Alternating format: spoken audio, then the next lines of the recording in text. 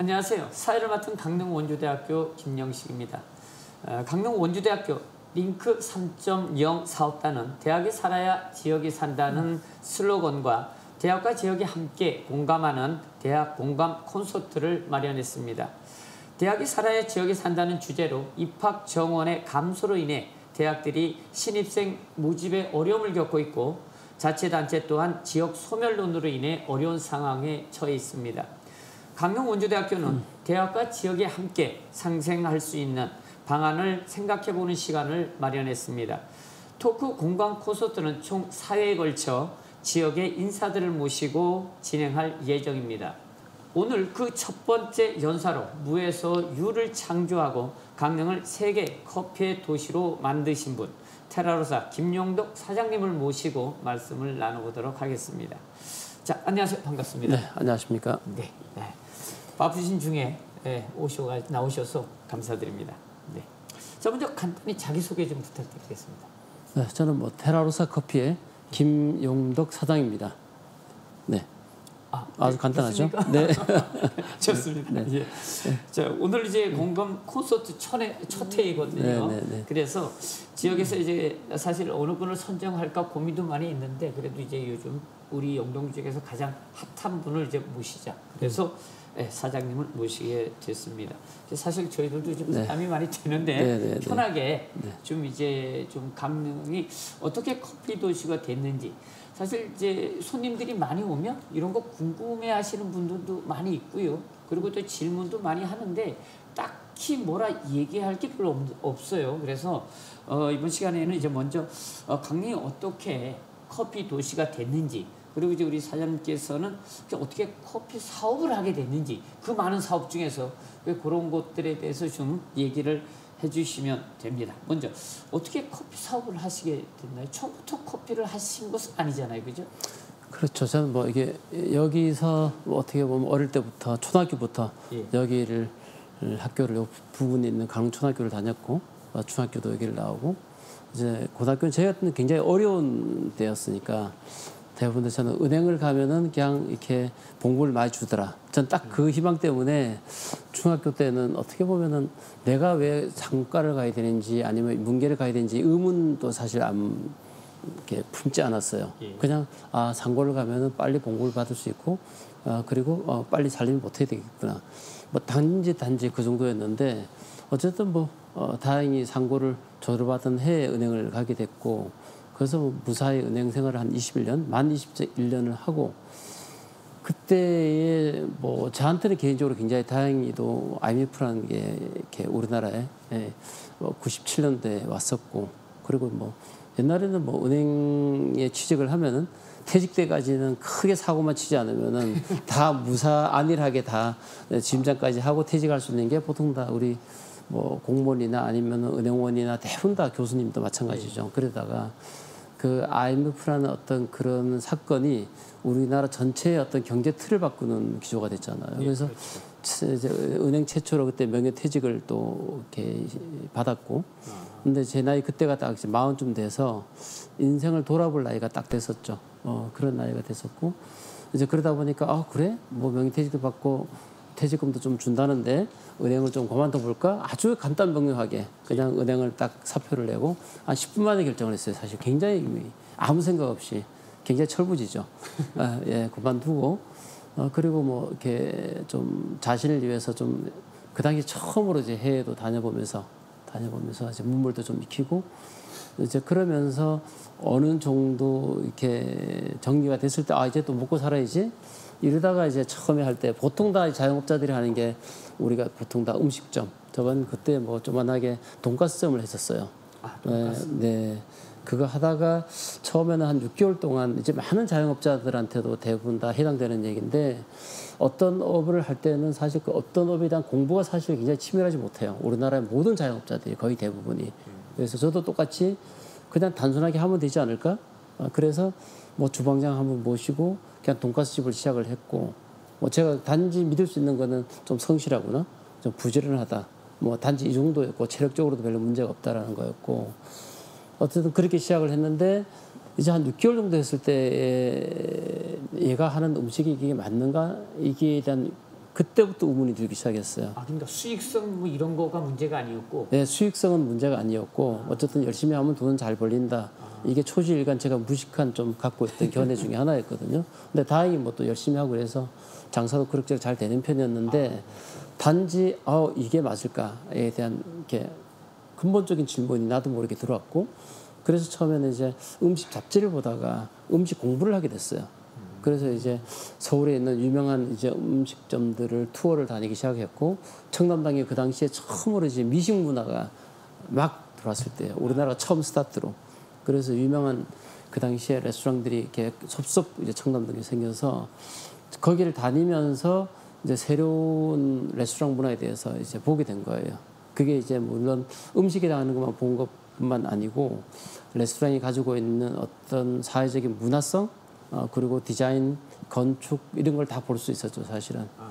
이제 그래서 음식에 관한 내가 너무 모르고 시작을 했구나라는 굉장히 큰 어려운 점이 있었고 그래서 그 무지하게 시작했던 내 자신에 대한 분노가 굉장히 컸어요. 굉장히 컸어요. 그게 어디서부터 나오는 분노인지 모르지만은 내 자신에 대한 분노가 굉장히 커서 그래서 처음에는 한 6개월 정도 음식을 정말 많이 다녔어요. 이렇게 유명한 집 많이 다니고 먹어보고 끊임없이 가서 시스템을 관찰하고 이러면서 이제 음식 공부가 어느 정도 머리에 한 6개월 정도 되니까 그러니까 데이터가 좀 정리가 돼서 이제 다음에 한 게 이제 와인 공부였어요.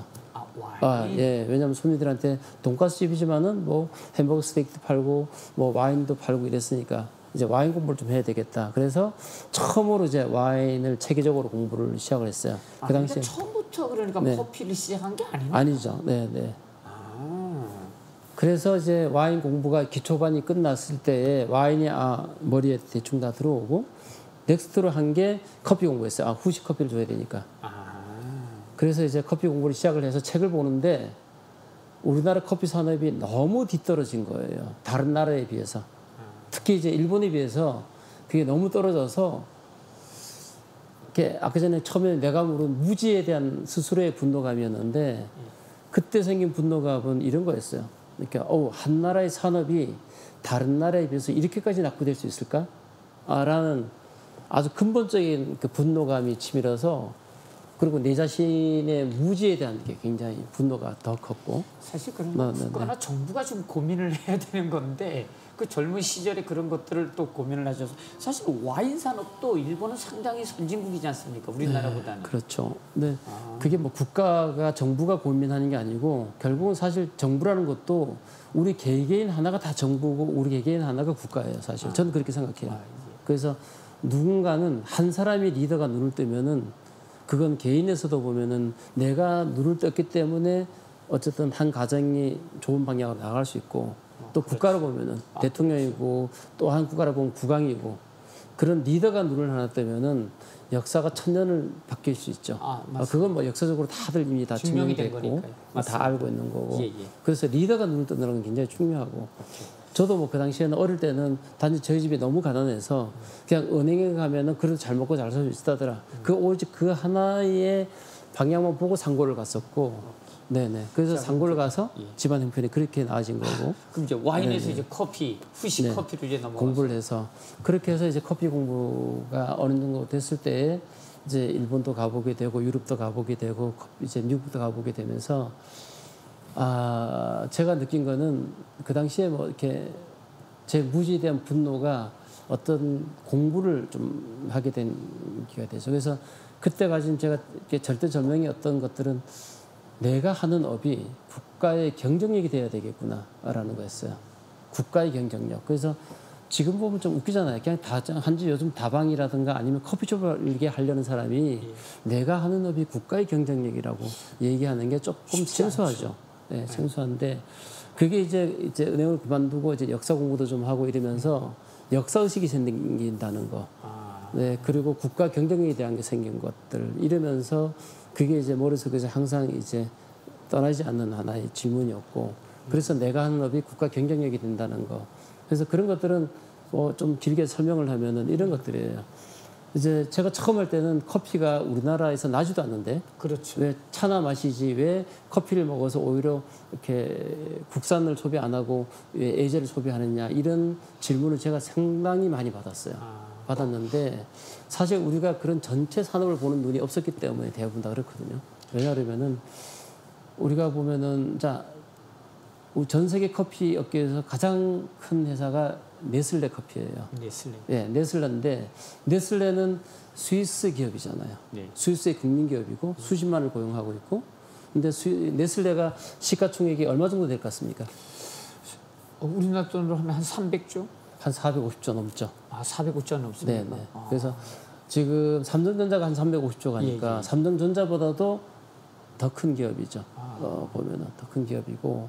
그래서 사실 네슬레는 스위스가 커피가 한 톨도 나지 않지만은 커피를 수입해서 가공해서 전 세계 커피 분야 1위 기업이죠. 독보적인. 스위스도 커피가 안 나나요? 안 나죠. 왜냐하면 거기가 북방부 지역이잖아요. 겨울에는 우지 춥고. 산악 지역이 있어서 저도 이제 스위스 몇 번 갔다 왔는데 그 커피가 맛있어서 저는 이 지역에도 커피가 나는구나 이래 생각했었거든요. 커피는 이제 열대 지방을 중심으로 해서 이제 우리가 말하자면 적도를 중심으로 해서 북이 25도, 남이 25도 요 아열대 존까지 거기서만 납니다.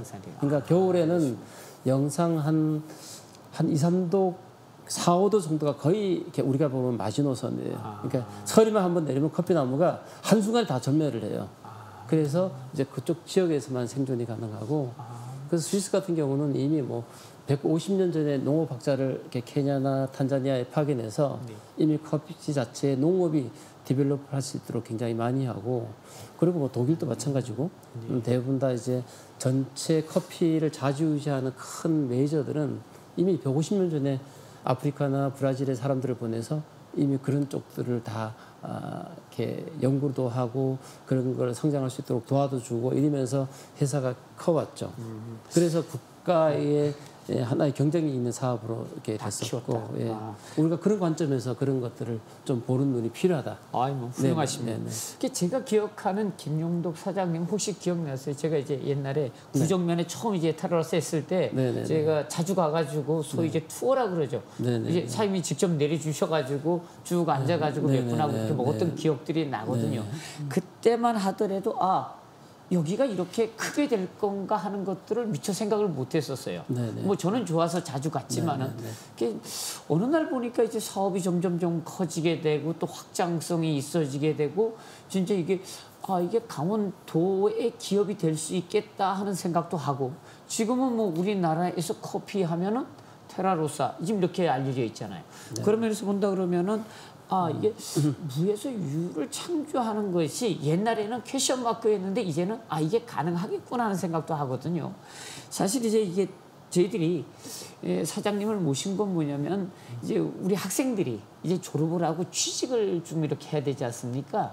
그런데 이제 글쎄 제가 뭐 이렇게 극단적으로 얘기해서는 모르지만은 학생들이 생각하는 것들이 작다라 그러죠. 그러니까 생각하는 것들이, 그러니까 창조라든가 아니면 내가 주인공이 돼야 되는데 우리 학생들이 항상 조연으로만 살아온 것 같은 이런 생각이 드는 거죠. 그러다 보니까 내가 뭘 해야겠다, 아니면 우리가 뭘 해야겠다, 아니면은 내가 뭘 하고 싶다, 이런 꿈과 희망이 별로 없는 것 같아서 상당히 안타까워요. 그러니까 아마 MZ 세대의 특성이 아마 그렇지 않은가 하는 생각도 좀 들거든요. 그런 면에서 사실 이제 김용덕 사장님 같은 경우에는 사실 무에서 유를 창조한 거잖아요. 강릉 커피가 생산되지도 않고 커피 산업이 또 그렇게 큰 사업도 아니었고, 그래서 혹시 이제 체인점이 몇 개나 일단은 그러니까 체인점이라 그러지 않고 보통 저희는 직영점이죠. 직영점. 직영점이어서 저희가 뭐 제주에 지점이 있다 그러면 강릉에서 발령을 내고, 그리고 뭐 서울로도 발령을 내고, 제주에 있다가도 부산으로 가기도 하고, 이제 이렇게 말하자면 공무원 체제하고 똑같아요. 그러니까 발령을 내면 가는 거고, 전국 지점을 다 발령을 내서 왔다 갔다 하죠. 그럼 전국을 다 직영을 합니까? 네, 전국을 그럼 다 직영점이 몇 개나 됩니까? 지금 직영점이 지금 현재 19개, 다음 달에 오픈할까지 하면 20개 정도. 20개 정도. 그럼 직원은 몇 명이나 됩니까? 직원이 지금 300 한 몇십 명이 되는 것 같아요. 그렇습니까? 꽤 많네요. 이게 뭐 중소기업이네요. 그렇죠, 뭐 제 소기업이죠. 네. 좋습니다. 자, 그러면 다시 돌아가서 그러면 강릉에 뭐 커피 사업을 이제 왜 어떻게 하시겠다는 얘기는 들었고, 그 왜 강릉이 커피가 이렇게 갑자기 대중화가 되고 커피하면 강릉 이렇게 됐을까요? 근데 그거는 좀 뭐 이제 굉장히 지역적인 문제도 있고, 두 번째는 가장 중요한 거는 이제 뭐 조금 과도하게 표현하면 선각자들이 어느 지역이나 비슷한 것 같아요. 전 세계에서 커피 도시라고 칭하는 많은 도시들이 선각자들이 거기서 이제 오랫동안 해서 그 집이 조금씩 유명하게 되고 그래서 그게 그 지역의 전체의 어떤 하나의 이렇게 브랜드가 되는 그런 게 굉장히 많거든요. 저희도 마찬가지죠. 강릉이 바닷가에 있고 거기에다가 자판기도 먹고 추우니까 이러다가 그게 그러다가 어쩌다가 이제 유명한 어떤 한 분이 또 놀러 오셨고 저도 마찬가지로 강릉에서 어쩌다가 이렇게 비즈니스를 하게 됐는데 그게 어떻게 보면은 하나의 시발점이 되고 그게 조금씩 남들이 아무도 하지 않을 때 그래서 그것들이 하나씩 조금씩 이제 유명해지기 시작하면서 이제 전국에 있는 이쪽 업을 하는 사람들이 오히려 찾아오죠. 배우기 위해서 찾아오고 보기 위해 찾아오게 되는데 그렇게 어느 정도 안정이 되어 갈 때에 또 강릉시에서는 나름대로 또 강릉시의 역할도 좀 있었어요. 왜냐하면 지방자치단체 역할요. 예, 지방자치단체가 이제 그 당시에 커피 도시를 좀 만들자라는 슬로건이 좀 있었고 그래서 그게 어떻게 보면 도시 브랜드의 선점 효과 중에 하나라고 봐요. 그래서 이제 그런 것들이 조금씩 서로 시너지 효과를 내면서 강의 도시가 커피 도시로 불리게 된 굉장히 큰 영향이 컸죠. 그래서 어느 도시나 마찬가지지만 선각자가 있는 게 굉장히 중요하고 그래서 선각자가 잘하면서 오래 하고 그리고 산업적으로 키우는 거 시애틀이 보통 대표적인 도시라고 볼 수 있어요. 예, 시애틀 같은 경우도 뭐 보잉사 그리고 마이크로소프트 그리고 스타벅스 세 개 기업이 시애틀 전체를 끌어가는 거거든요. 그래서 어쨌든 다른 회사들은 뭐 대중들이 잘 모르지만은 커피는 대중적이잖아요. 아, 그렇죠. 예, 예. 그러면서 그 시애틀이 커피 도시로 점점 유명해지기 시작했고 그 커피를 보려고 관광객들이 가기 시작했고 저도 시애틀 굉장히 많이 갔거든요. 네네 많이 가게 되고 저도 3번 정도 갔었는데 시애틀을 이제 그 소위 그 스타벅스 커피 본점을 갔거든요. 네네, 아시겠지만 네네. 본점은 조그만하잖아요. 그 본점이라기보다는 최초 시작점. 최초 시작점. 예, 파크 플레이스에 있는 최초 시작. 최초 시작. 시작. 예. 근데 지금 테라스 같은 경우는 이미 구정면에 그 본점이라 그래야 되나요? 거기가 시작점이라 그래야 되나요? 네네. 본점이자 시작점. 네. 근데 지금 엄청나게 커졌지 않습니까? 엄청난 건 아니고. 아닙니까? 예, 왜냐하면 이제 이렇게 일본이라든가 아니면은 뭐 이탈리아라든가 스위스의 어떤 커피 기업을 보면은 저희보다는 뭐 저희들 아직 거기에 비하면 구멍가게 수준이라 할 수 있어요. 네, 그런 점에서는 이제 굉장히 산업적으로 봤을 때는 아직도 여전히 발전 가능성이 많다. 네, 배신 발전 가능성이 많은데 단지 저희가 하는 분야가 이렇게 보면 모든 시장에는 하이 커머셜 시장이 있고 커머셜 시장이 있고 로우 시장이 있고 그리고 완전히 하이엔드 시장이 있어요. 똑같은 거라도 가방을 만든다고 치면은 자 에르메스 가방이 있고 샤넬도 있고 루이비통도 있고 그러다가 중간쯤에서 다시 중간 브랜드가 있고 동대문에서 파는 10,000원짜리 5,000원짜리 가방이 있고 이런 식으로 체계가 있는데 어떤 시장이 다 똑같아요. 커피도 그렇습니까? 네, 커피도 그렇습니다. 그래서 저희 같은 경우는 가장 상위에 있는 제가 늘 얘기하는 그냥 저희 시장에서 에르메스 같은 시장이다라고 얘기하는 거고 와인으로 따지면은 우리가 이렇게 통합적으로 보면은 로마네 몽티처럼 우리가 굉장히 큰 샤또급에서 가장 상단에 있는 급을 지향하고 있고 실제로 그쪽으로만 방향을 움직이고 있죠. 제가 항상 커피 저도 좋아해가지고 커피를 하루에 3-4잔 마시는데 이제 제가 듣기로는 이제 그 원두 자체를 이제 뭐 EDF나 이런 데서 재배해가지고 직접 관리도 하고 사실 그런 걸 들었거든요. 원산지 관리라 그러죠. 원산지 관리가 저희가 뭐 그걸 하지는 않고 사실은 직접 재배하는 것은 재배하는 건 아니고 그러니까 말하자면 저희가 이제 저희랑 거래한 전 세계 농부들 그러니까 뭐 이디오피아, 아프리카, 루안다, 케냐, 뭐 중미로 보면은 과테말라, 뭐 엘살바도르, 혼두라스, 페루, 뭐 콜롬비아, 브라질까지를 보면은 저희랑 거래하는 농부들하고 전 세계 농부들은 사실 보면은 과거 20년 전만 돌이켜 가면은 굉장히 무지했어요. 왜냐하면 자기들이 이미 200년 전부터 내려오던 그런 습관에 의해서 농사를 한 거예요. 그래서 자기들 모든 농부들은 다 자기들이 하는 방식이 맞다고 얘기를 해요. 그런데 지금 보면 굉장히 그게 약간 좀 너무 미개한 수준이거든요. 정보가 없었기 때문에. 서로 상호간에. 예, 상호간에. 그래서 지금은 뭐 다르지만 어쨌든 저희가 이렇게 그 농부들을 한 지역에 가타말라에 모아가지고 다 저희가 세미나를 불러요. 일주일 동안 세미나를 하면서 자 각자가 농업하는 방식을 설명을 하고 자 어떤 게 과학적인가에 대해서 데이터를 다 저희가 세미나도 하고 이래서 다 그 다음에는 어떤 방식으로 해야지만 커피 맛이 더 좋아질 거다. 수확은 어떻게 하고 가공은 어떻게 하고 이러면서 농부를 의식을 깨치워 주는 거예요. 아, 이게. 커피 생산자, 농부를 생산자들, 직접 불러가지고 네, 네, 교육을 네. 시킨다는 말씀이죠. 네, 네.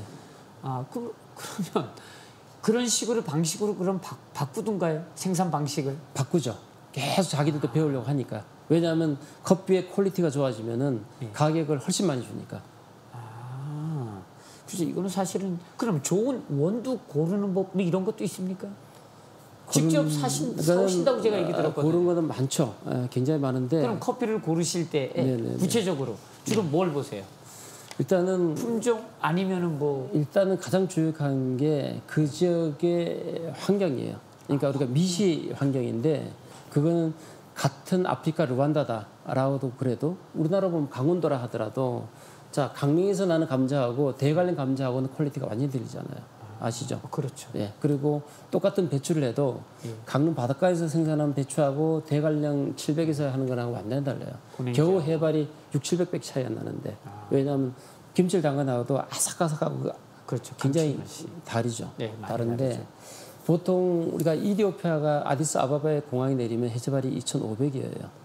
해발이 2,500이에요. 그게 백두산 높이거든요. 뒷동산이 뭐 3,000 정도 되니까. 그러니까 그게 백두산보다 더 높잖아요. 그렇죠. 예, 예. 거기서 삽니다. 사는데 그런데 똑같은 아프리카 이디오피아라도 해안가 쪽, 지부티 쪽으로 가면은 고도가 100m밖에 떨어지잖아요. 거기서 나는 커피하고 해발 2,000 커피는 하늘과 땅 차이입니다. 아, 맛이. 맞지. 그거 이제 밀도라고 얘기하는데 네. 우리가 덴서티라고 그러죠. 그러니까 똑같은 부피의 커피 양을 무게를 재면은 고산지에 나는 게 훨씬 더 무거워요. 그 밀도가 좋아야지만 커피가 향이 훨씬 좋습니다. 그리고 커피가 가져야 될 산, 엑스더티라고 그러죠. 보통 다. 그래서 보통 우리가 과일을 먹으면 새콤달콤하잖아요. 네. 근데 달기만 해도 질리죠. 그렇죠. 그런데 산이라고 있어서 새콤, 달콤하고 뒤에도 향이 나고 이러면은 이건 가격이 더 계속 올라가잖아요. 무미하고 단맛도 없으면 가격이 아예 없죠. 아, 근데 커피를 그러니까 커피 원두 자체가 가지고 있는 또 맛이 있고 네네. 또 로스팅이나 뭐 이런 것들을 하는 과정 속에서도 맛이 또 변할 수도 있잖아요. 변할 수가 있는데 로스팅이라는 거는 우리가 좋은 원재료를 사서 예. 그냥 그 재료를 그거를 100% 표현하는 거에만 최선하는 거예요. 맛을 바꾸는 건 아니에요. 아니고. 예, 로스팅은 단지 그렇게 하는 것도 로스팅이 어려워서 맛을 제대로 살리는 게 어려워서 그게 굉장히 수많은 경험과 시간이 필요합니다. 요즘 이제 강릉에 아시겠지만 이제 개인 어떤 커피 이런 것들을 연구하시는 분들도 많고 저마다 개성이 워낙 뛰어나가지고 누구는 신맛, 쓴맛, 단맛 워낙 이제 그 다양한 형태의 커피들이 있는데 저도 이제 뭐 여러 군데를 찾아다니기는 하는데 그 하시는 분들마다 워낙 독특해가지고 글쎄 그게 뭐 나쁘다는 얘기는 아니지만은 호불호가 너무 센 게 아닌가 하는 생각도 들거든요. 근데 이제 다들 테라스 커피는 어쨌든 일반화되어 있지만 상당히 고급 커피 같다라고 이제 느끼니까 그리고 또 많은 사람들이 또 찾아오지 않습니까?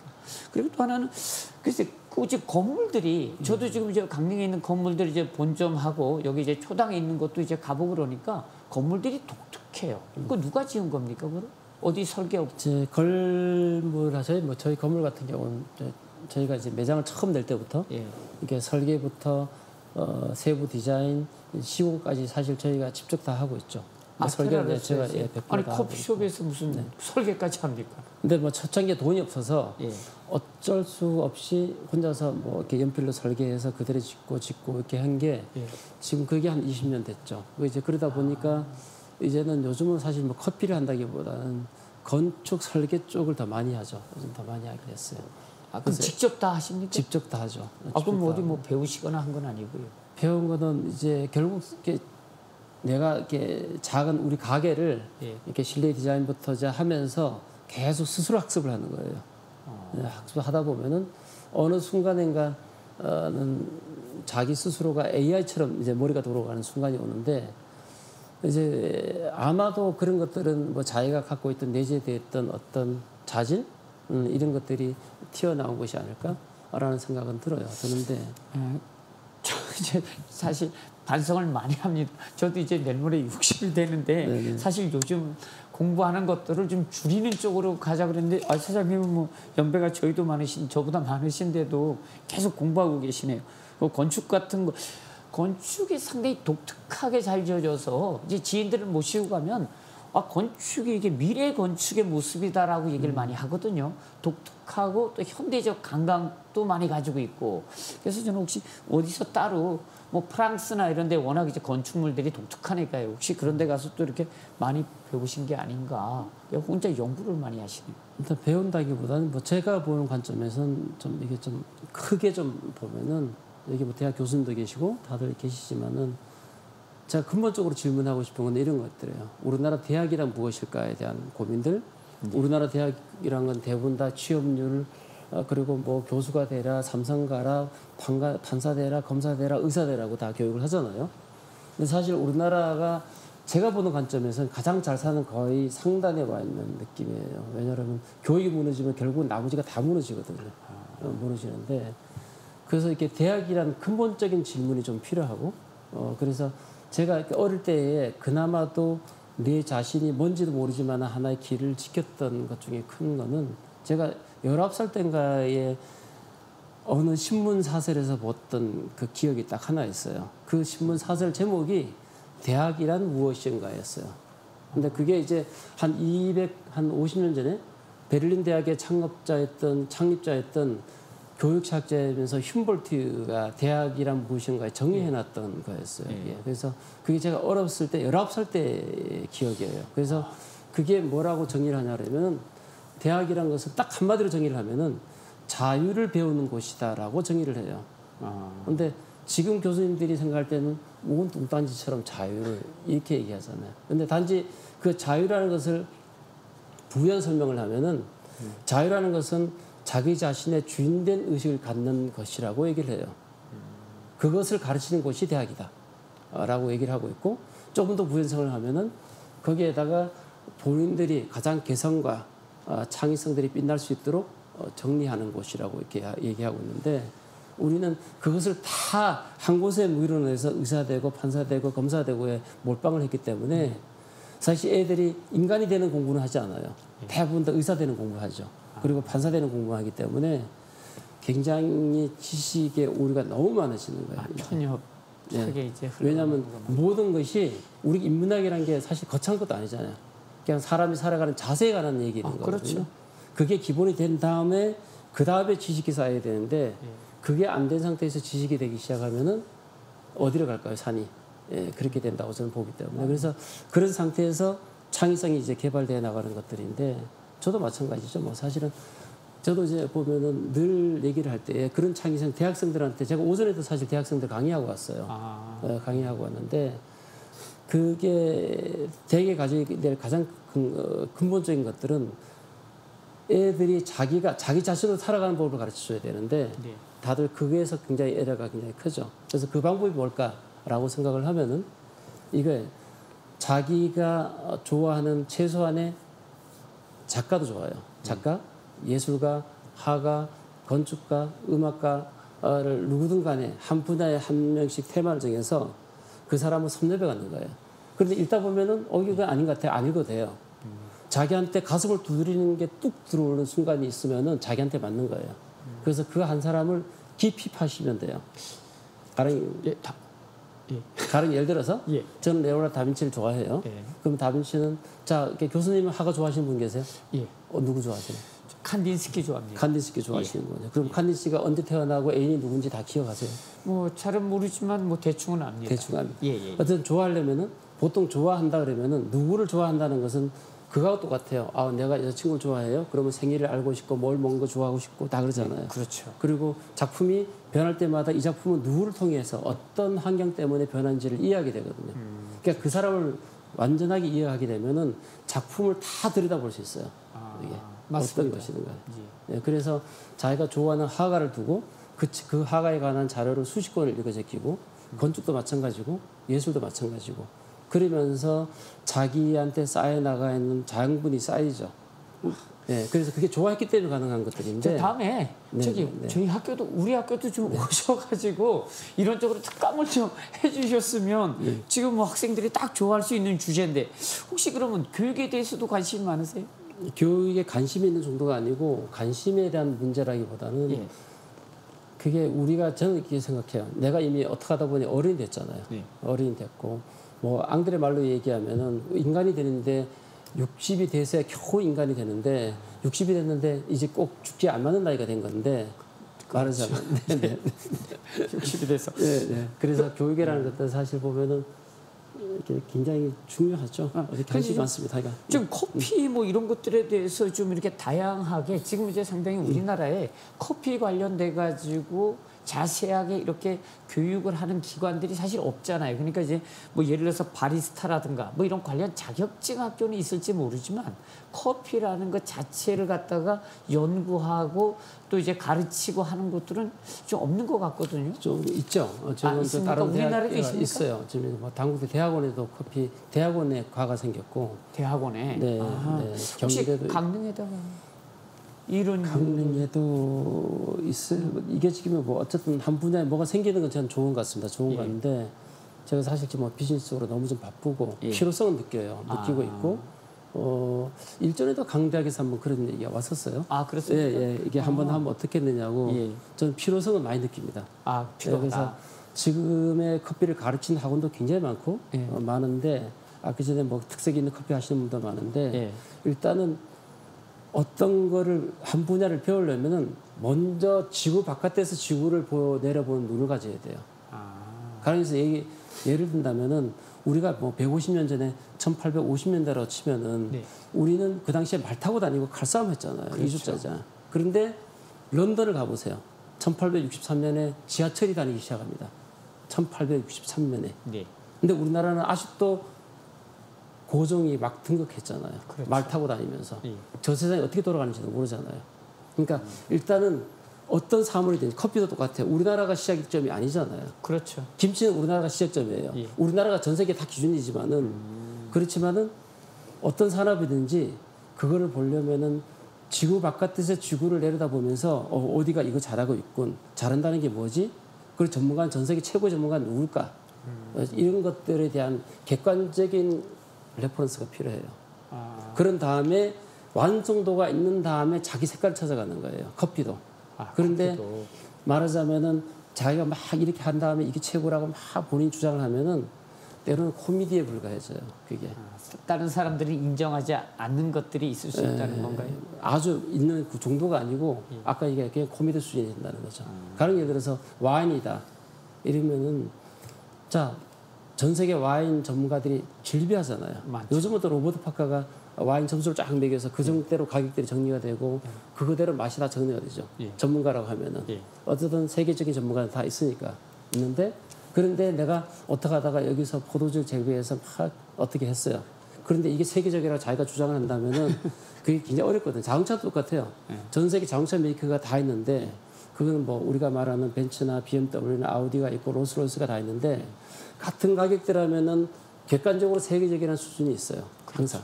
객관적인 수 있는데 그거를 옛날에 과거에 우리가 뭐 30년 전에 우리가 뭐 어떤 차를 이렇게 국산 차를 아주 장고장도 많은 차를 세워놓고 우리끼리 명차라고 그러면은 세계적인 시장에서는 웃기는 거거든요. 그렇죠. 네. 그래서 상대방이 인정해줘야 되는 거니까. 항상 객관적인 게 굉장히 필요하다. 그래서 그 중에서도 같은 퀄리티라면 그때부터 칼레가 생기는 거예요. 자 어떻게 보시면은 자 화가다, 인상파 화가다, 모네, 마네, 뭐 고흐, 뭐 볼세는 다 있다고 칩시다. 그러면은 각각은 다 완성도가 있어요. 내가 어떤 화가 좋아해? 난 모네 좋아해요. 그때부터 그건 칼라예요. 나는 고흐 좋아해요. 루나르 좋아해요. 그럼 그때부터 그건 칼라지 완성도는 이미 넘어선 거거든. 그 상태에서 자기 칼라를 구축해야지 되는데 그렇지 않은 상태에서 정말 이렇게 뭐 이발소 그림을 그려놓고 내가 이걸 세계적으로 얘기하는 순간 우스워진다는 거죠. 좋습니다. 혹시 세계를 많이 다니셨잖아요. 그래서 어느 집 커피가 제일 그러니까 전문가시니까 이제는 그래서 딱 먹어보고 아, 이 집은 내가 먹어본 커피 중에 최고다. 혹시 이렇게 생각되신 집이 있나요? 많았죠. 아, 많았습니까? 네, 이렇게 아, 초창기에는- 테라스 커피보다 더 맛있습니까? 아니요, 제가 그건 이제 아니고. 맛도 이해하는데 예. 10년이 넘게 걸려요. 아, 정말로 그게 끊임없이 먹어보러 전 세계 수천 군데를 다니면서 그리고 맛에 대한 과학적인 지식 배경도 이해해야 되고 그리고 경험적인 것도 데이터도 왜 이런 맛이 날까라는 것도 그런 농업적인 데이터도 이해해야 되고 그리고 미식적인 데이터도 다 이해를 해야 돼요. 아, 그러니까 맛만 가지고 평가하기는 커피가 되죠. 되긴 되는데 그게 이런 것이 축적이 된 다음에 내가 말한 표현이 어떤 세계적인 전문가도 그게 맞지. 아, 인정해 줄 수 있는. 이게 맞는 거예요. 아, 말하자면. 그러면 우리나라는 혹시 테라로서 말고 네네. 혹시 이제 다니다가 먹어봤는데 이 집 커피는 진짜 맛있더라.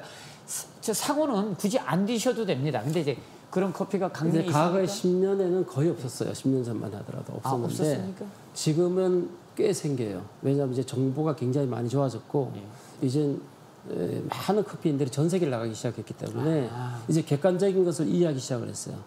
객관적인 거를.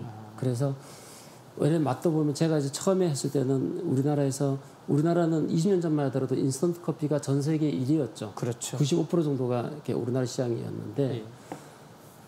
이제 그걸 먹다가 처음에는 이제 일반 온두 커피, 헤이즐넛 커피 나왔잖아요. 네네. 맛있죠. 처음에는 향도 좋고. 맛있는데 지금 먹으면 역겨워서 못 드세요.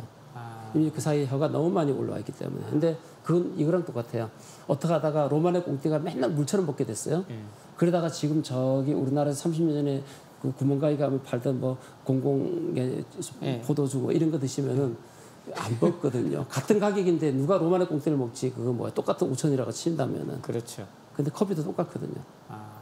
커피도 여전히 본인이 어떤 혀를 갖고 있느냐에 따라서 로마네 꽁띠급 커피를 5천원에 먹을 수 있고 어떤 거는 7천원 줘도 거의 말하자면 쓰레기 같은 커피를 마시죠. 본인이 몰라서. 네, 그래서 그거는 여전히 커피가 다 안다고 하지만은 무지의 세계에 있어요. 여전히. 좋습니다. 그러면 네. 그 다른 나라, 우리나라 빼고 다른 나라 가가지고 뭐 예를 들어서 뭐 비엔나 커피나 아니면 뭐 이탈리아, 그 다음에 뭐 프랑스 이렇게 좋은 커피 지역들이 많이 있으니까 뭐 그런 데 주로 많이 가실 거 아니에요. 그 이집 커피는 괜찮더라. 이제 나라니까 외국은 상호돼도 상관이 없습니다. 혹시 어느 지역이 특정한 지역이 있습니까? 근데 지금은 이제 객관적으로 봤을 때는 전체적인 이제 빌드 스페셜티라고 하는 이렇게 맛있는 커피, 스페셜티가 다른 얘기 아니에요. 그냥 맛있는 커피예요. 맛있는 커피인데 전문가들이 어떤 전문가도 인정하는 맛있는 커피를 하는 쪽들은 원래 미국이 시발이었어요. 원래 유럽이 아닙니다. 아니죠. 이렇게 유럽은 사실 커피가 굉장히 나쁜 지역이에요. 이탈리아도 그렇고 특히 프랑스 파리 같은 경우는 전 세계의 빅 도시 중에서는 최악이에요. 미국은 대중화에 앞장섰다 그렇게 얘기하고 있는데 그것도 아니네요.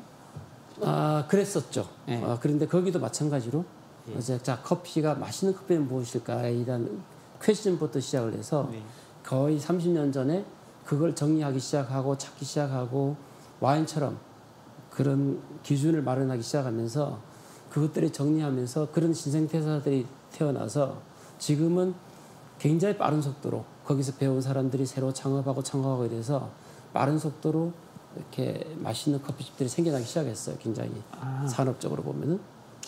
제가 그런 면에서 보면 이제 산업이 나서 하나 궁금한 건데 많은 사람들이 이제 커피 하면은 이제 아시아에서는 일본을 많이 들더라고요. 그래서 일본의 장인 정신 그리고 이제 일본에서 또 강릉에 계신 분들도 일본에 가서 커피를 공부하고 오신 분들도 보니까 꽤 있더라고요.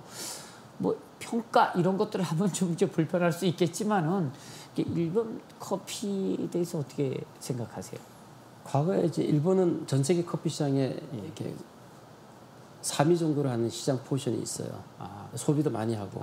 그러니까 우리가 7만 톤을 소비할 때 20년 전에 일본이 42만 톤, 45만 톤을 소비했었어요. 훨씬 많은 굉장히 양이네. 많이. 세계 3위 소비국이니까 많이 소비하고 우리가 굉장히 커피를 많이 먹는 것 같지만은 현재조차도 우리나라는 커피가 1인당 하루에 한 잔 정도 전후예요. 그거밖에 안 됩니까? 네, 안 됩니다. 왜냐하면 그거는 커피 수입액을 가지고 그냥 이렇게 인구수로 나누면 정확하게 나오니까요. 그러니까요. 나오니까. 그럼 1년에 우리나라 커피 이를 수입하는 양 자체는 얼마 정도 됩니까? 지금 올해 작년 기준으로 아마 17만 톤 정도가 되는 걸로 제가 알고 있어요. 네. 아, 그러면 그게 지금 그래도 작다는 말이죠. 네, 그래도 작죠. 일본은 어느 정도 수입합니까? 일본은 지금 한 45만 톤 전후로 제가 알고 있는데, 네, 45만 톤 전후로 알고 있고, 그래서 지금의 인구 대비를 하면은 네. 지금 엇비슷하게 이제 와가죠. 그렇죠. 와가고 있고, 그래서 거기에다가 이제 일본은 저희가 뭐 0. 얼마일 때 일본은 하루에 인구수에 대비하면은 거의 뭐 1.5잔, 2잔 정도 이렇게 넘어가던 수준이었거든요. 근데 전 세계적으로 가장 많이 먹는 나라가 핀란드, 노르웨이, 북유럽 쪽이에요. 아, 북유럽? 하루에 평균 7, 8잔. 근데 거기는 이제 먹는 방법이 우리랑 좀 다르잖아요. 저도 이제 그 지역을 이제 자주 방문을 하거든요. 이제 그러 보면 거기는 이제 커피를 끓이는 모양, 그러니까 이제 커피를 통째로 갈아서 넣고 그리고 끓여서 많이 먹거든요. 아니요, 그렇지 않죠. 아, 그렇지 않습니까? 네네. 그건 아마 그런 집을 어디 한 곳을 가시는데 그거는 이제 자기가 어느 나라 가서 딱 한 곳만 경험을 하시면 그게 전체인 것처럼 느끼잖아요. 아, 뭐 그럴 수는 비슷하죠. 있는데. 네, 비슷하고 저희들은 전문가의 시간을 객관적으로 다 보니까요. 죄송하지만 아닙니다. 저 몰랐을 수도 있고요. 왜냐하면 이제 러시아 제가 유학을 갔을 때도 커피를 가서 시키면은 커피를 주전자에다 끓여서 갖고 오더라고요. 그 당시에는 이제 러시아가 이제 오래전이잖아요. 오래전이죠. 그러니까 지금도 뭐 러시아도 마찬가지고 커피로 보면 후진 국가예요. 아주 후진 국가에 속해요. 네. 그래서 이제 그렇게 해서 그거는 이제 보통 다 그 끓여 먹는 습관들은 최초의 이디오피아에서 자연 발생적으로 커피가 발생한 국가가 이디오피아인데 거기서는 커피를 지금도 끓여 먹어요. 아, 지금도. 이디오피아는.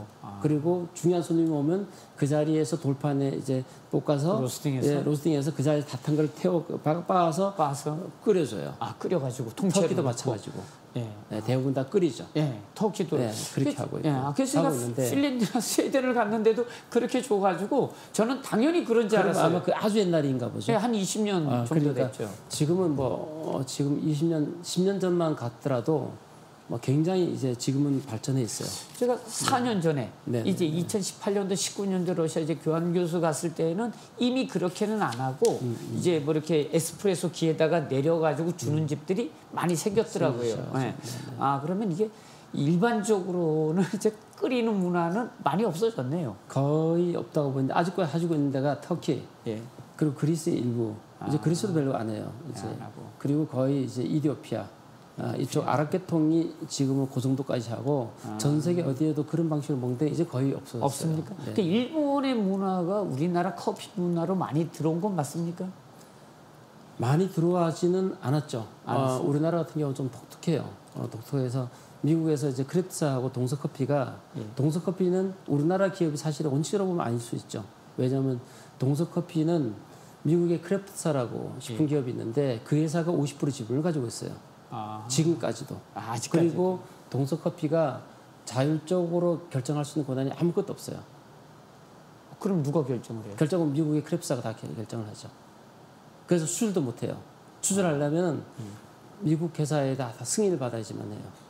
그래서 그게 할 수는 없고 어쨌든 그래서 일본 같은 경우는 우리 같은 경우 인스턴트 커피로 수십 년간 이렇게 발전해 왔고 인스턴트 커피로는 세계적인 회사예요 저희가. 그 대신 일본 같은 경우는 이제 굉장히 이렇게 빨리 개화를 해서 커피 문화가 굉장히 잘 자리를 잡은 나라고 단지 이제 원료에 대한 공부가 안 돼 있어요. 원료라는 얘기는 자 우리가 쌀을라고 치면은 자 쌀을 올해에서 우리가 보통 쌀이라 그러면은 자 2,000쌀을 올해 갓수확해서 그래서 밥을 지어 먹어요. 그럼 밥만 먹어도 맛있잖아요. 그렇죠. 햇쌀을 먹으면. 그런데 자 우리가 통일배를 작년 쌀을 통일배도 그것도 옛날 쌀을 밥해 먹어요. 알잖아요. 우리는. 그렇죠. 그게 지난 쌀인지 다 포슬포슬해지잖아요. 그렇죠. 그런데 우리는 매일 먹기 때문에 그걸 알아요. 어렸을 때 태어나서 부터 먹었기 때문에 공부를 따라 안 해도. 쌀 맛을. 그런데 이제 일본 같은 경우도 종합상사에서 커피를 다 들여와서 수많은 이름이 난 유명한 이렇게 명인집이라고 하는 데들이 그런 걸 받아서 다 로스팅을 해요. 그래서 그 사람조차도 이디오피아에 가본 적이 없고 브라질에 가본 적이 없는 사람들이 거의 대다수예요. 그러다 보니까 죄송하지만 왜냐 그러면 그게 일본에서 나면 안 그래요. 그래서 커피하고 와인하고 다른 점은 와인은 생산자가 소비자예요. 왜냐하면 자 생산자가 생산을 했는데 왕이 먹을 와인 따로 하고 귀족이 먹을 거 따로 하고 그 다음에 그 밑에 사람들 평민이 먹을 거 노예가 먹을 거 이러다 보니까 와인은 굉장히 층이 많죠. 100원짜리부터 1원짜리까지 다 있는 거예요. 그런데 커피는 생산자가 소비자가 아니에요. 말하자면 어떤 나라는 커피를 많이 생산하는데 아예 먹지 않는 나라도 있어요. 아, 생산만 하고요. 예. 원두를. 네. 어떤 나라가 그런 나라가 있고 아, 그렇습니까? 뭐 지금은 많이 대중화돼서 생산자가 많이 먹어요. 브라질도 생산국이지만은 세계 뭐 2위가 될수록 굉장히 많이 먹기 시작했죠. 왜냐하면 문화가 발전함에 따라서 그게 문화가 됐으니까. 그 이디오피아 같은 경우도 생산하면서 많이 먹는 나라 중에 하나고 그렇지만은 좋은 거는 다 수출을 해요. 생산지는 대부분 다 수출하고 난 찌꺼리게만 먹어요.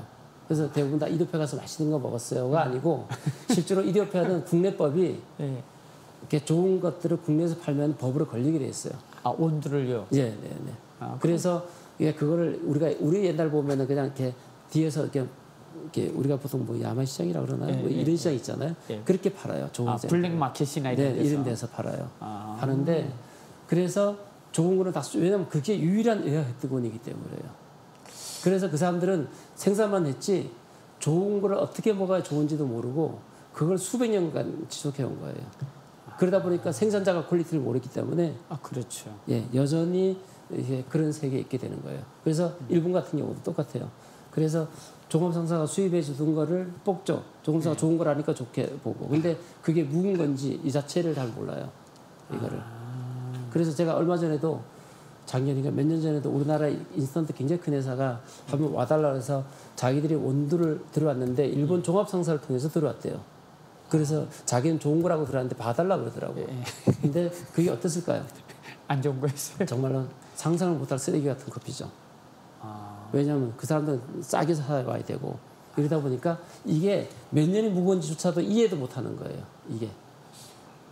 아, 일본이 보통 그런 거 할 때 좀 깐깐하게 지금 이렇게 퀄리티를 조절한다고 알고 있는데 그것도 아니네요.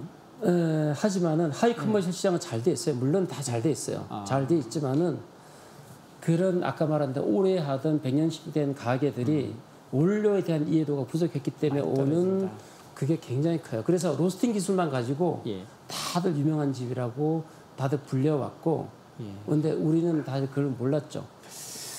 제가 이제 최근에 몇 분을 이제 만나봤는데 이런 얘기를 하더라고요.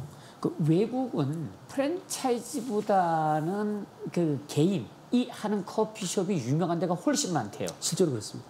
그런데 우리나라는 그 반대일 가능성이 뭐 말은 안 하는데 그러니까 이제 프랜차이즈가 개인이 하는 것보다 프랜차이즈를 많이 찾아간다. 성향들이. 왜냐하면 그 커피 매출액을 보면 금방 나오니까요. 그런 얘기를 하더라고요. 근데 왜 유럽은 이제 개인, 인디비듀얼이 하는 그 마켓이나 이런 데가 더 낫고 우리나라는 왜 프랜차이즈가 더 많이 팔릴까요? 그건 역사를 이해하셔야 돼요. 아, 역사. 네, 왜냐하면 유럽 같은 경우는 이제 커피 문화 자체는 유럽에서 출발했잖아요. 그렇죠. 사실 유럽이 출발했고 물론 뭐 터키가 최초의 시발적이긴 해요. 예멘에서 거쳐서 터키를 갔다가 터키가 한 1500년 중반대에 최초의 커피숍을 열고 유럽으로 최초로 들어간 거는 1641년이에요. 그게 베니스를 통해서 들어갔고 그 베니스가 역사 기록이 워낙 잘 보존돼서 정확하게 그 당시에 몇 톤이 수입됐고가 자료가 나와 있고 그리고 최초의 커피숍도 베니스에서 생겼어요. 1641년에. 그 마르코 광장에 있는 커피숍. 그거는 이제 이게 플로리안이라고 그래서 그건 1720년에 오픈한 가게예요. 그리고 라떼 파는지. 네, 라떼도 팔고 에스프레소도 팔고. 앉아서 먹으면 11유로, 서서 먹으면 1유로예요. 그 집인데 안 좋은 추억이 있어서 제가 그 건너편에 보면은 이제 꽈들이라는 커피숍이 있는데 본인들 거기에는 자기가 최초의 커피숍으로 나와 있지만 사실은 이미 문 닫았다가 지금 나중에 생긴 집이 그 집을 표방하는 거지 그 집이 최초의 집은 아니죠. 아니고. 그래서 유럽에서는 그런 식으로 이제 뭐 영국 런던은 1650년에 최초의 숍이 생기고 로마 같은 경우는 1760년에 처음 생겼어요. 로마 가보셨잖아요. 그리고 스페인 계단이 있고 그 밑에 앞에 콘도티 거리가 이어져요. 그게 이제 명품 거리인데 거기서 스페인 계단에서 한 30분 더 내려가면 우측에 카페 그레코라고 있습니다. 그게 그리스 사람이 연 카페라서 그레코예요. 그리스 사람이. 그래서 그게 1760년에 오픈한 가게예요. 그래서 베니스에서 1641년에 최초 가게를 열고 한 도시를 지나가는데 120년이 걸려요. 아 그럼 그 전까지는 그 사이에는 커피숍이 안 열렸어요? 네. 맞아요. 로마에는 없었죠. 커피가 계속 개인을 통해서 야금야금 상류층의 전유물처럼 먹고 베니스에서도 처음에는 커피가 들어왔을 때는 이게 약으로 쓰였어요. 커피가 아닌. 이게 약으로도 쓰이고 왜냐하면 그건 약방에서 뭐 성병 치료제도 쓰이고 이게 기록으로 다 남아 있습니다. 네. 첫째는 커피를 잘 몰라서 물론 뭐 오스만 트루크를 통해서 대사관에서도 음료로 대접하고 이랬지만 그건 아주 극소의 상류층만 먹었었고. 듣다 보니까 이게 커피 역사가 되어버렸습니다. 아, 죄송해요. 제가 너무 아닙니다. 당황하죠? 아직 시간은 좀 있습니다. 네, 그래서 예. 그래서 커피는 이제 그로부터 이제 이렇게 점점적으로 발전하면서 이제 아주 완전히 확장기에 이른 거는 1800년대 중반대예요. 그때에 수많은 예술가들이 막 튀어나오기 시작한 때죠. 아까 말하는 모네 1840년생부터 시작해서 그때가 정말 이렇게 문화의 황금시기였잖아요. 인상파 화가들이 나온 시기가. 그때가 파리나 오스트리아나 다 카페의 전성기였어요. 그러니까 그 당시에 파리에 1,500개의 커피숍이 카페가 열렸었어요. 그 당시에.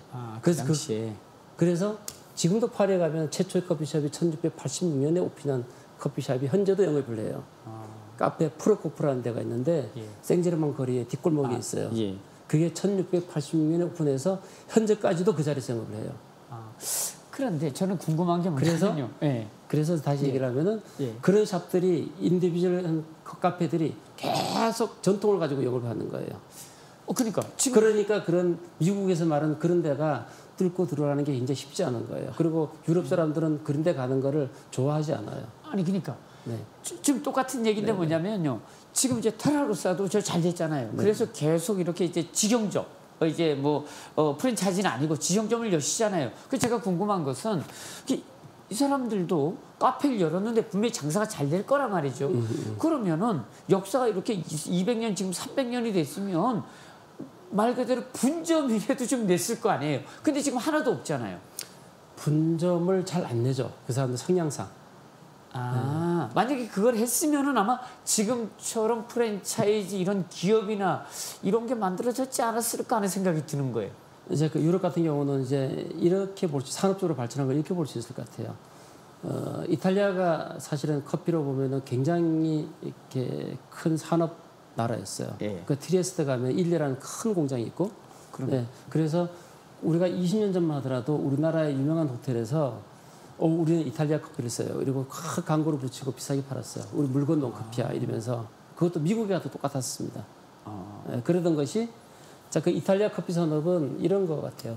이제 일본의 전자 산업이 내가 커피에 관한 최고야라고 항상 자부하고 그 자부심이 자만으로 흘러가기 시작하면서 우리나라 전자 산업이 성장하면서 다 죽었잖아요. 그렇죠. 이탈리아 커피 산업이 지금 딱 그 상황에 와 있어요. 그 경쟁자가 어딘가요? 경쟁자는 말하자면은 스타벅스 같은 신진 세력이 들어왔고 우리 같은 사람이 계속 끊임없이 생겼죠. 말하자면 그렇게 해서 산업이 재편되는 시기에 온 거예요. 지금으로 보면 이제는. 한국에서 그러면 지금 테라로사가 가지는 영향은 상당히 크지 않습니까? 커피가 안 큽니까? 네. 왜냐하면 그거는 시장의 지배율을 보면 금방 아니까요. 그래도 사실은 이제 뭐 테라로사 하면 누구나가 다 내 친구가 뭐 제주도에서도 커피 먹으러 와가지고 전화를 하는 사람도 있어요. 그러고 보면 참 대단하다 하는 생각도 드는데 그러면 앞으로 이제 사장님께서는 테라로사 방향을 그냥 커피만 할 거다. 아니면은 뭐 지금 교육도 말씀하셨으니까 그런 쪽도 관심이 뭐 있을 것 같고 그 다음에 이제 또 그러면 앞으로 방향은 어떻게 생각하고 계세요? 근데 이제 방향은 이제 산업도 어떻게 보면 이렇게 철학이 있어야 되는데 제가 보는 관점은 기업이라는 것은 이렇게 보통 100년이라는 카테고리를 놓고 보면은 보통 저는 한 25년까지를 유아기로 봅니다. 25년. 그러니까 저희 같은 경우는 유아기예요. 아직? 네. 유아기죠. 왜냐하면 그래서 그게 우리가 확장을 제대로 하려면은 사람도 이렇게 좋은 사람이 다져져야 되고 그다음 시스템도 다져져야 되고 돈도 시스템이 돼서 돈도 들어와 있어야 되고 이래야지만 제대로 확장이 돼요. 퀄리티를 지키면서. 그런데 그냥 프랜차이즈 막 둬서 프랜차이즈는 어떻게 보면은 그 수많은 사람의 삶을 담보로 성장해 가는 거거든요. 그 사람 죽든 말든 관계없이 자기들만 성장해 나가는 건데 근데 사실은 삶이 그렇게 되면 안 되는 거거든요. 어떻게 보면. 그래서 저희 회사 슬로건은 slowly, slowly but quickly예요. 슬로건이 천천히 그러나 빠르게. 근데 항상 이렇게 세계를 주시하면서 내가 영향을 다져 나가는 거죠. 지금도 아까 말한 좋은 직원들을 계속 시스템적으로 이렇게 갖춰 나가고 자본력도 확충해 나가고 이러면서 가는데 이제 그러다 보면은 네슬레가 우리가 전 세계 커피 1위 기업이지만은 사실은 커피 기업이라고 불리지만은 식품 기업이에요. 그렇죠. 네슬레가 한 6천 개 정도의 브랜드를 가지고 있고 굉장히 많은 초콜릿부터 시작해서 굉장히 많은 식품군을 가지고 있어요. 이유식이나 뭐 이런 것도 다 갖고 있죠. 예. 그래서 사실 우리나라의 CJ 같은 데도 네슬레가 목표지만은 여전히 아직도 뭐 그게 10분의 1도 못 따라가죠. 여전히 못 따라갑니다. 그래서 우리나라는 식품이 굉장히 어려운 거는 우리가 생각할 때는 뭐 반도체 지금 우리나라의 삼성전자지만 10년 후를 아무도 장담하지 않아요. 그렇죠. 왜냐하면 국가적인 영향을 투입해서 발전시키거든요. 중국도 그렇고 미국도 그렇고 그렇지만은 뭐 우리가 아까 네슬레, 인스턴트 커피, 네스킥 아무도 별로 신경 쓰지 않아요. 국가적인 영향을 지켜주지 않아요. 그런데 국가적인 산업이죠. 그런데 식품은 어떤 한 기업이 한 위치에 딱 올라서면은 따라가기가 생각보다 굉장히 어려워요. 반도체보다 어려워요. 아, 그렇습니까? 네.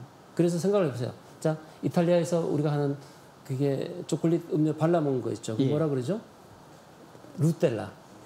독보적으로 전 세계 수십 년간 독보적이에요. 그 아성을 그 누구도 깨지 못해요. 코카콜라. 얼마나 오래됐습니까? 그렇죠. 아성을 못 깨요. 그 식품 산업이 사실은 반도체보다 그 한 번 아성이 올라가면 그걸 깨기가 굉장히 어렵습니다. 이게. 그러니까 입맛을 한번 들여놓으면 바꾸기가 어렵다. 네. 그리고 그 노하우, 축적된 노하우가 반도체보다 더 어려울 때가 많아요. 이게. 근데 반도체는 뭐 시간이 지나가면 또 다른 어떤 이제 하이 테크놀로지가 나오면 또 체인지가 될 수 있으니까요. 네. 많은데 우리는 어쨌든 반도체가 없어도 먹고는 살아야 되잖아요. 그렇죠. 네. 그래서 식품 산업이 기초 산업에서는 그렇게 굉장히 중요해요. 중요하고 그래서 저는 저희 회사의 목표는 저희 회사는 커피를 기반으로 하는 식품 회사가 되는데 식품 회사 중에서도 그 식품을 다룰 때에 저는 뭐 이렇게 좀 죄송하지만은 뭐 에르메스 같은 기업이 될 거라고 저는 항상 얘기를 해요. 식품업에서 그런 기업이 되고 싶다. 그래서 제가 재료를 써도 항상 기본에 입각한 재료를 이렇게 구매를 해요. 아까 하이 퀄리티. 하이 퀄리티 이래서 뭐 꼭 하이만 살라는 법은 없는데 그게 우리가 리저너블 프라이스라고 그러죠. 합리적인 가격에 가장 최상의 품질을 제공할 수 있는 것을 기반으로 한다는 그런 목표가 있죠. 그건 이제 우리가 좋은 기업에서 어떻게 그레이트로 갈 것인가에 딱 그 지점이 있죠. 어떤 부분은. 제가 이제 궁금한 거는 뭐냐면 예전에 이제 모, 오, 재벌, 그룹 뭐 직업은 이제 없어졌지만은 이제 할 일은 많고 세계는 넓다. 그죠? 잘 뭐 우리 다 알고 있는 거예요. 혹시 외국으로 진출할 생각은 없으세요? 많죠. 네, 많습니까? 당연히 있습니다. 지금도 늘 세계를 한눈에 지구 바깥에서 지구를 봐요. 항상 봅니다. 그래서 뭐 아프리카 루안다에다가 저희가 약간 투자를 해서 커피 와싱 스테이션도 만들고 지금은 이제는 요즘은 뭐 실제로 뭐 브라질이나 이런 데들은 아프리카 가면은 네슬레나 이렇게 독일의 노이에만이라든가 이콤이라든가 이런 기업들은 이미 땅을 소유하고 그리고 그 농부들을 가르치고 이런 베이스를 다 가지고 있어요. 네, 저희들도 그래서 결국은 그런 바탕으로 나가야 돼요. 일본도 마찬가지고 굉장히 많이 나가고 있죠. 나가고 있어서 거기에서 우리가 실조하는 건 요즘은 이제 탄소 중립이 굉장히 중요하잖아요. 네. 그렇게 해서 굉장히 이제 아프리카 같은데 루안다 같은 경우는 아프리카 한 가운데 있는데도 물 사정이 굉장히 좋아요. 그 호수나 뭐 이런 게 많나요? 호수가 있죠. 이렇게 강원도보다 조금 작지만 그만한 호수도 있고 매일 스콜이 이렇게 내려오고 있고 그래서 굉장히 이렇게 좋은 나라인데도 불구하고 내전을 치르면서 살림이 황폐화돼 있어요. 그래서 민둥산이 굉장히 많아요. 그래서 아프리카 루안다는 도우산스 힐스 칸츄리라고 그래요. 수천 개 언덕을 가진 나라라고 그래요. 그러니까 산으로만 되어 있는 나라인데 산이 다 민둥산이 너무 많은 거예요. 그래서 거기에다 나무를 심어야 되고 커피나무 아니죠. 처음에는 쓰면은 처음에 만들 건 포레스트를 만들어야 돼요. 숲을 만들어야 네, 숲을 만들고 그 사이에다가 다시 뭘 만들어야 되냐면 과일나무 심어야죠. 과일나무. 왜냐면 망고 나무 심고 바나나 나무 심고 우리 아보카도 나무 심고 다시 그 밑에다 커피 나무를 심어야 돼요. 그렇게 해야 되는 뭐 이유가 있습니까? 있죠. 그래야지만 탄소도 이렇게 굉장히 좋아지, 탄소 배출도 배출권도 받을 수 있고, 우리가 탄소를 많이 이렇게 생산하니까 좋아지고. 커피가. 네. 그래서 커피 나무도 7년 지나면 탄소 배출권을 받을 수 있어요. 7년이 지나면. 네. 네, 지나면 받을 수 있고. 그래서 그런 데다 포레스트를 만들고 그 나라 사람들을 발전시키기 위해서는 그게 필요해요. 왜냐하면 그 사람들은 그렇게 좋은 땅과 기후를 갖고 있는데 어떻게 활용할지를 잘 모르는 거예요. 그래서 포레스트를 심고 아보카도 나무 심고 우리가 말하자면 그런 나무를 심어서 그 밑에는 커피 나무를 심고 커피 나무는 높이 안 키우기 때문에 그리고 그 밑에는 다시 구황작물을 심고 그게 닭을 기르고 돼지를 길러야 돼요. 그렇게 닭하고 해서 돼지요? 예. 닭하고 돼지하고 커피하고는 또 무슨 관계가 관계? 없을 것 같지만은 예. 그렇게 해야지만 농민들의 삶들이 좋아지니까. 농민들을 위해서. 예. 왜냐 그러면은 그거는 전 세계가 이젠 다 유기적으로 이렇게 돌아가요. 그래서 우리가 지금 커피를 굉장히 싸게 먹고 있는 가장 근본적인 요인 중에 하나는 사실은 그런 사람들의 저임에 기반한 거예요. 저 노동임금이 저렴. 네. 그때 보통은 이제 생산지가 지금 이제 우리나라도 농업이 어렵잖아요. 그러니까 이 지역도 이제 커피 농사가 어려운데 문제는 커피 값이 그러니까 이 노동자들이 벌어들이는 수익 임금의 증가율보다 훨씬 더 비싼 것은 유통시장의 문제가 다들 있다고 지적을 하거든요. 유통시장의 문제도 있지만은 이게 다 근본적으로는 시장 구조예요. 완전히 시장 구조예요. 시장 구조인데 그건 이제 보통 다 어떤 것이든 다 유통 구조에 문제가 있죠. 예. 말하자면 철강석을 파는 사람들은 철강석 1톤에 뭐 380달러밖에 안 하는데 예. 그 1톤을 가지고 차를 몇 대를 만들어내면 그게 몇 억이 되는데요. 뭐. 그렇죠. 그렇게 말하면은 어떤 유통도 그렇게 안 가진 건 없어요. 없지만은 단지 이제 그쪽 같은 경우는 뭐 농업이라고 칩시다. 그러면은 아프리카 르완다는 하루 한 달 인건비가 30달러짜리 인건비를 그런 직장이 없어서 7~8%의 젊은이가 다 놀아요. 30달러 한 달에? 예. 하루에 1달러 일거리가 없어서 청년들이 다 빈둥빈둥 놀고 있어요. 농촌에 가보면. 놀랍죠? 그러니까. 예. 그런데 커피 나무라도 키워서 해야 되는데 노동력이 너무 많은 거예요. 그걸 일하려고 다 줄을 서 있으니까. 무지한 질문인지는 모르겠네. 제 전공이 경제학인데 그 기업을 그리로 가져가면 좋을 것 같은데 왜 기업들이 하여간 어쨌든 좋습니다. 근데 그건 다 정치적인 문제가 굉장히 기반을 하죠. 다 기반을 조성하고 있고 단지 이제 그거는 다 그렇게 바뀌게 돼 있어요. 왜냐하면은 시스템이 중미 같은 경우는 미국에 굉장히 많은 기업들도 들어오고 이래서 이미 이제 인건비가 빠른 속도로 올라가고 있어요. 브라질도 마찬가지고. 그러니까 농부들이 인건비 주는 그걸 따라서 계속 이동을 해요. 이동을 하는데 아직은 아프리카는 여전히 그게 안 돼요. 정치가 너무 불안전하고 여전히 이제 그런 사회적 기반들이 약하기 때문에 어쩔 수 없이 상황은 그렇게 되죠. 인도도 마찬가지고. 그럼 그렇죠. 지금 이제 그 루안다나 ADF에서 사업하시는데 문제는 없고요. 정치적이라든가 뭐 군사적인 문제 이런 아프리카를 보면은 위험하거나 아프리카 전체를 보면은 루안다가 경제적으로 치안적으로 가장 안정된 나라 중에 하나예요. 그나마. 네. 그래서 유럽들이 기업을 아프리카에 진출할 때는 루안다를 교두보로 삼아요. 거기서 일단은 테스트를 하고 거기다가 모기업을 세우고 그다음에 거기를 기반으로 해서 아프리카를 관찰하면서 이렇게 나가요. 퍼져나간다. 퍼져나가고 지금 현재 상황은 그렇습니다. 그렇습니다. 그래서 뭐 브라질 같은 경우도 여전히 기회는 많아요. 기회는 많이 있고 그래서 저는 항상 젊은 분들한테 세계를 가보라고 그러거든요. 계속 가봐야지만 된다. 우리는 너무 늦게 밖으로 터졌죠.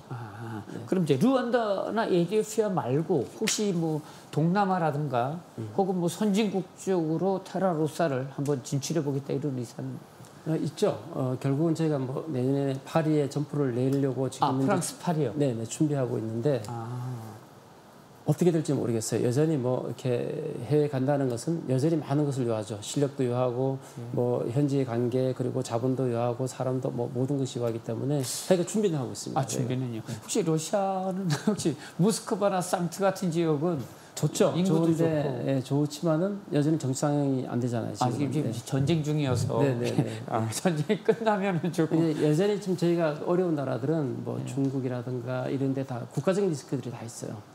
내가 아무리 잘해도 지분 1% 가진 사람이 맘만 먹으면 99%를 내쫓아주는 시스템이에요. 왜냐하면 정말 선진국이라는 건 내만 잘하면 돼요. 법 테두리 안에서. 그런데 이제 후진국들이나 그런 체제가 있는 나라들은 대체적으로 내만 잘한다고 아무것도 되지 않아요. 다 쫓겨나잖아요. 우리나라 대기업도 다 쫓겨나잖아요. 그렇죠. 많이 소방정부 나왔다 그래서 다 문 닫으라 그러고 이런 식으로 하면은 버텨낼 기업이 없죠. 뭐 프랑스나 뭐 영국 뭐 이런 선진국들 같은 경우에는 아마도 비즈니스라기에 뭐 좋은 환경이나 조건들이 있지 않을까. 그리고 또 뭐 이제 원두가 주로 이제 이 아프리카 쪽에서 많이 오잖아요. 그리고 이제 프랑스에 이제 원두 시장도 있고 구주로 이제 프랑스에서 많이 사오시죠. 원두 시장에서 아닙니까? 아니다. 원두는 주로 어디서 많이 원두는 구입하세요? 보통 다 이제 정확한 용어로는 커피를 볶고 난 다음에를 다 원두라고 칭해요. 우리 영역에서는. 그리고 이제 생두는 우리가 쌀을 사오는 거예요. 밥하기 전에 쌀. 생두라 그러고 보통 그린빈이라고 얘기를 합니다. 그린빈. 네, 그래서 그린빈들은 주로 이제 아프리카 아니면 중미, 남미까지요. 이렇게 전 세계에서 사오죠. 현지에서. 네네 사오고 있고. 그쪽을 거치지 않아요. 다이렉트로 요즘은 페어 트레이드보다 상위 개념이 다이렉트 트레이드예요. 농민과 저희랑 다이렉트 직접적으로. 그래서 더 많은 돈을 주고 그 다음에 저희가 뭐 아프리카의 수많은 이제 그런 거래하는 지역의 학교에다가도 뭐 교복을 맞춰주고 도네이션도 해주고 계속 그런 환경을 개선하려고 노력하죠. 현지에다가. 네네. 그러면서 같이 성장해 가는 거예요. 네. 좋습니다. 네. 뭐 시간이 무슨 많이 됐습니다. 제가 이제 마지막 질문으로 하나만 드리겠습니다. 마지막으로 이제 제가 모두에도 말씀드렸는데 요즘 이제 우리 지역에 사실 강릉이나 영동 쪽에 양질의 일자리가 이제 많이 부족하잖아요. 그래서 사실 이제 강릉도 이렇게 보면은 전부 다 도시가 고령화돼가고 이제 이런 모습들인데 이제 젊은이들이 좀 많이 남아서 이 지역에서 좀 취업도 하고 그리고 이제 좋은 일자리가 있으면 좀 여기서 좀 스테이하면 아무래도 지역이 좀 젊어지고 좀 경제 활동도 좀 활발해지고 뭐 이런 것들이 좀 우리의 바람일 텐데요. 사실 이제 상황이 그렇게 되지 않고 있기 때문에 젊은이들이 자꾸 이제 수도권으로 이제 옮겨가는 이런 현상들이 벌어지고 있습니다. 우리 학생들에게 오늘을 살아가는 우리 모두의 젊은이들에게 혹시 당부해 주시거나 아니면 좀 이렇게 했으면 좋겠다 한 얘기가 있으면 좀 뭐 한 말씀 해 주시죠. 그러니까 한 말씀 할 게 좀 많죠. 그럼 뭐 괜찮 시간은 있으니까 괜찮습니다. 몇 마디 해도 됩니다. 저는 이렇게 젊은 사람들한테 항상 할 때 보면 좀 이렇게 담대하라고 얘기를 해요. 담대하라고 얘기를 하고 있고 제가 중학교 1학년 때 좌우명이 중용이었어요. 중용. 예. 그때 제가 그때 어릴 때 왜 그런 단어가 들어왔는지 저도 잘 모르겠는데 그래서 하얀 칼날 위에서도 흔들리지 않는 평상심을 가지라고. 그때 벌써 이제 중학교 때 제가 그게 제가 그때 평생을 가르는 언어 중에 하나거든요. 이렇게 하얀 칼날 위에서도 흔들리지 않는 평상심. 그렇게 해서 물론 지금은 이렇게 너무 좋은 시대에 태어났죠. 제가 태어나서 지금은 사실 자기의 행복을 위해서만 살아도 돼요. 그게 우리가 보면은 그렇지만은 사람들한테는 다들 기질이 있거든요. 그리고 우리나라 교육이 자기가 누구인지를 일깨워주지 못하는 교육을 해요. 교수님 책임도 굉장히 큽니다. 죄송합니다. 반성하겠습니다. 굉장히 큰데 어쨌든 간에 그래서 갖고 있는 자질들이 일어날 수 있도록 눈을 뜨게 만들어주는 게 굉장히 중요하거든요. 그걸 통해서 사실 담대하다는 뜻은 뭐 그래 직장 없으면 어때? 그래 뭐 세계로 한번 나가보지. 그래봐 죽기밖에 더 하겠어? 뭐 제가 좀 이게 너무 극단적인 언어를 사용해서 아닙니다. 그래서 좀 담대했으면 좋겠다라는 거고 그렇게 해서 사실은 뭐 교수님이나 저나 100년 후에는 여전히 여기 없을 거잖아요. 없을 거고 흙으로 돌아가겠죠. 역사적으로 봤을 때는 그래서 조금 더 담대했으면 좋겠다라는 거예요. 조금 더 너무 담대하라. 이렇게 두려워하지 마라. 작은 일에 하지 말고 그게 요즘은 정말 너무 좋아진 거는 어떤 작은 기업에 가도 기본적인 베이스는 다 줘요. 먹고 살 만큼 다 주고 뭐 설거지를 해도 먹고 살 만큼 다 줘요. 다 주고 그 다음에 그걸 가지고 생활을 하죠. 다들 하는데 물론 어떤 분들은 또 그걸 가지고 또 얘기를 하면 또 그런 문제가 또 있겠지만은 기본적으로는 어느 정도 시스템 가능해요. 처음 고등학교를 나와도 차를 사서 운영할 수 있고 뭐 그게 가능해지죠. 물론 그게 성장함에 따라서 저걸 하지만은 그래서 그런 것들에 대해서 행복하려고 하면은 뭐 자기 제주도 가가지고 조금만 봉급받더라도 매일 산책하면서 사색하면서 살아도 돼요. 그걸 누가 이제 뭐라 가지 세상이 아니거든요. 그렇죠. 네. 그래서 지금은 자기 같은 기질을 어떻게 아까 말한 책이나 아니면 여행을 통해서도 자기를 찾아내고 기질에 맞게끔의 생활을 하면서 조금 더 때로는 무마다 할 만큼의 새로운 도전도 필요하죠. 그래서 늘 체계별하게 얘기했듯이 우리 리얼리스트가 되자. 그러나 가끔은 불가능한 꿈을 꾸자. 사실은 우리가 내가 처음부터 그 구멍가게 할 때부터도 나는 이쪽 분야에 뭐가 될까라고 그러면 처음에는 다들 저 사람은 왜 저 모양이지? 맨날 제가 그런 얘기를 많이 들었거든요. 그런데 꿈을 오랫동안 꾸는 게 굉장히 중요해요. 그래서 어떤 일을 잘하려면은 한 가지를 잘하면서 끝까지 오래 하는 게 중요해요. 그래서 오래 하면서 그래야지만 10년을 해야지만 보이는 게 있고 20년을 해야만 보이는 게 있어요. 대신 잘하면서. 그리고 항상 지구 바깥에서 지구를 보는 안목을 가지고 있어야 돼요. 그게 굉장히 중요하다. 알겠습니다. 뭐 학생들에게 많은 도움이 되지 않을까 하는 생각이 듭니다. 벌써 1시간이 후딱 지났습니다. 네, 벌써 끝낼 시간이 다 된 것 같습니다. 네, 긴 시간 토크 공감 콘서트에 출연해 주신 테러사 김용덕 사장님께 다시 한번 감사의 말씀을 드립니다. 네, 앞으로도 사업 번창하시길 기원합니다. 자, 강릉 원주대학교 링크 3.0 사업단이 준비한 첫 번째 토크 공감 콘서트는 여기서 마무리하도록 하겠습니다. 지금까지 시청해 주신 여러분 고맙습니다.